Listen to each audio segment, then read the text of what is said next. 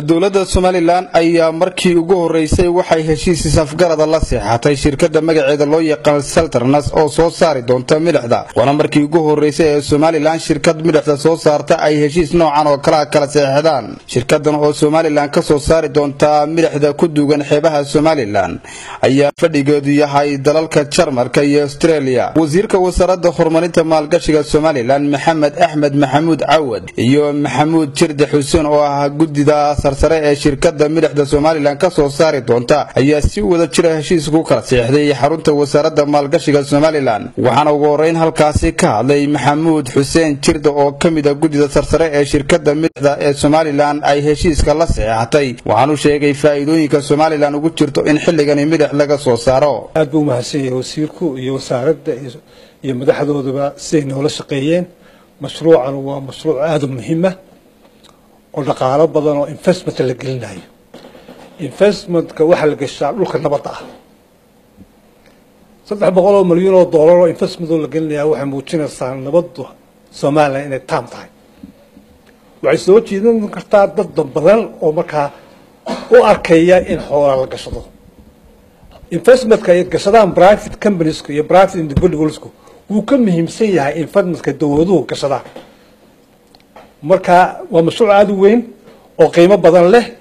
faahfaahintiisa waxay siin doonaan wasaaradda filana by saadka dambe awalkiisa inaanu shaqada bilaawno. mudday qaatay oo soo wadnay wax kasta way dhan yihiin. bilowga shaqada waxaanu filanaa inay saadka dambe awalkiisa qaadato. wax badan oo employment creation, production food, wax badan oo ayuu mashruucan muhiim ka yahay. detailsna waxaan siin doonaa wasiirka. waxa isaguna ka hadlay heshiiska ay Somaliland la saxaatay shirkaddan milixda ka soo saari doonta Somaliland ee magaceeda loo yaqaan Salternas. wasiirka wasaaradda horumarinta maalgashiga Somaliland Maxamed Axmed Maxamuud Cawad waxaanu sheegay inay Somaliland ugu jirto fursado shaqo abuur iyo sidoo kale mid dhaqan dhaqaale oo ay Somaliland faa'iidooyin badan ay ka soo gali doonaan. shirkaddan ay markii ugu horeysay heshiiska kala saxeexdeen Somaliland iyo shirkadda milixda soo saari doonta. shirkadaasi waxay ay sameyn doontaa warshad soo saari doonta milixda Somaliland xeebaheeda ka soo saari doonta runtii. marka maanta waxaan doonaynaa in bulshada reer Somaliland la wadaagno inaan isfahanka wada galnay. shirkaddan waxay ka kooban yihiin niman reer Somaliland saad u garanaysaan Maxamuud Jirde iyo niman investors ama maalgashiyaal private ah oo ka soo jeeda dalka Australia oo shirkado waaweyn ku leh Jarmalka iyo wadamada adduunka. marka waxaan ku biiri doonaa warshadaha ama wadamada soo saara milixda commercialka ah ee industrialka loo isticmaalo. mashruucan wuxuu ku kici doonaa oo isfahanka noogu qoran ugu yaraan 250 milyan oo dollarka Mareykanka.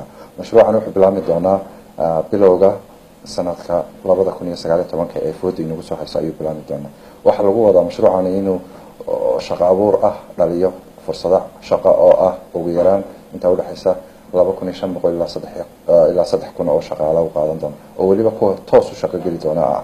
waxa kale oo abuuri doona shaqo abuur aan toos ahayn oo ah runtii biyo badan baa ka soo bixi doona mashruuca. marka milixda laga saaro biyahaasi way macaanaan doonaan runtii. xeebaheena barnaan ayaynu ka beeri doonaa foodarka ama calafka xoolaha maadaama uu dhaqaalaheenu ku tirsanaan jiray xoolaha.